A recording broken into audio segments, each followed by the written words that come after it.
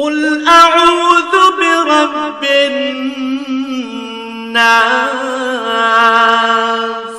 হে নবী, তুমি বলো, আমি আশ্রয় চাই মানুষের মালিকের কাছে, ملك الناس আমি আশ্রয় চাই মানুষের আসল বাদশাহর কাছে, إله الناس আমি আশ্রয় চাই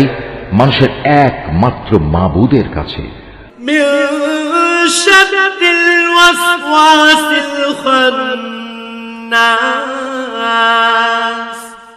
আমি আশ্রয় চাই কুমন্ত্রণা দানকারীর অনিষ্ট থেকে,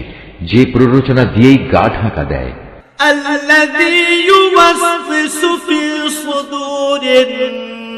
الناس যে মানুষের অন্তরে কুমন্ত্রণা দেয়, من الجنة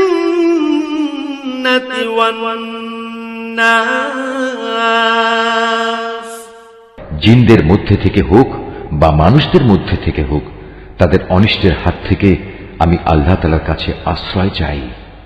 صدق الله العظيم।